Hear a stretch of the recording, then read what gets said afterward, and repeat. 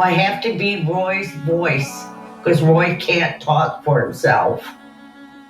He's not here no more. He's gone. So if I don't talk for him, nobody will.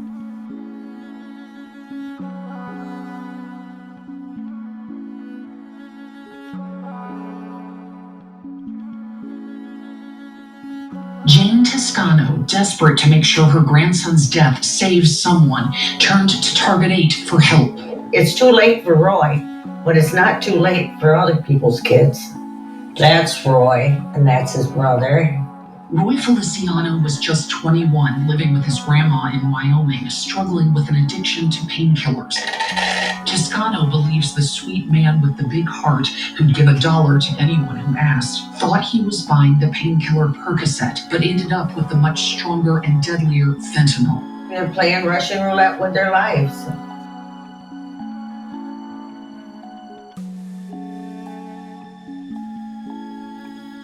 On August 24, 2021, the U.S.-China Economic and Security Review Commission issued a brief. Some of their key findings were that China remains the primary country of origin for illicit fentanyl and fentanyl-related substances trafficked into the United States. Since China's government scheduled fentanyl, the amount of finished fentanyl shipped directly from China to the United States has declined, while the amount shipped from Mexico has increased. Chinese brokers are laundering Mexican drug money through China's financial system. Cooperation between the United States and China remains limited. 6 days after this report was released, I had the opportunity to meet with Jane Toscano, grandmother to Roy Toscano. We met in front of the Chinese embassy at a rally being held to speak out against illicit fentanyl. I am Roy Feliciano Toscano's grandmother. My grandson was 21 years old. He was a very trusting kid. He thought everybody was his friend. And unfortunately, he bought a Percocet, which turned out not to be Percocet.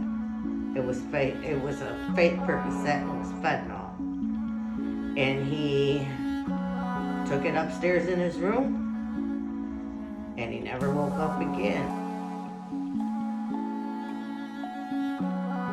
My youngest grandson, my 11-year-old, is the one that went upstairs and found him.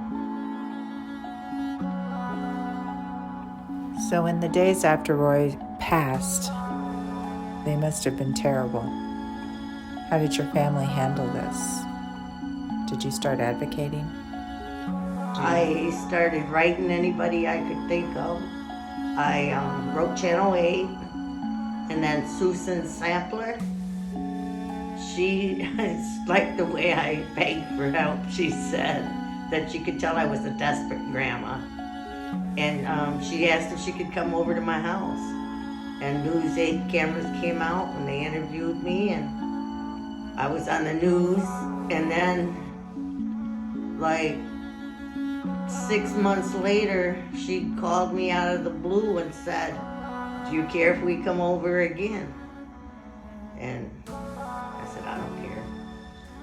Did they come over again because there were more deaths in your area related to fentanyl? Yes. And what I thought about what she said, they said Trump started it, but Biden kept it going for these pills. I can't think of the name of them. That's supposed to help with addiction. Suboxone and Yes. methadone. Yes. And I said, what? I said, he's got to do a lot more than that, because that's nothing. So how has it affected your family? I mean, as far as putting awareness out to other people and getting your story out. Why are you sharing your story? Because I love my grandson, and I want other people to know what's going on, because if I knew what I know now, maybe Roy wouldn't be dead.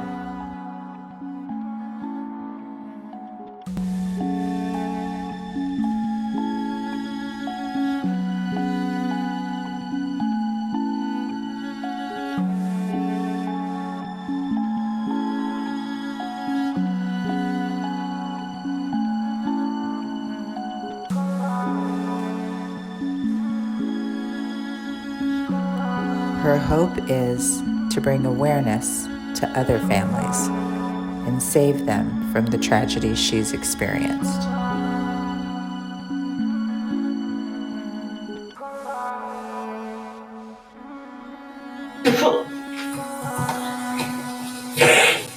Jane Toscano had been trying to get Feliciano off the pills. She's trying now to save lives and honor the beloved grandson who lost his. Roy, I love you with all my heart, and I'll keep fighting for you till the day I die.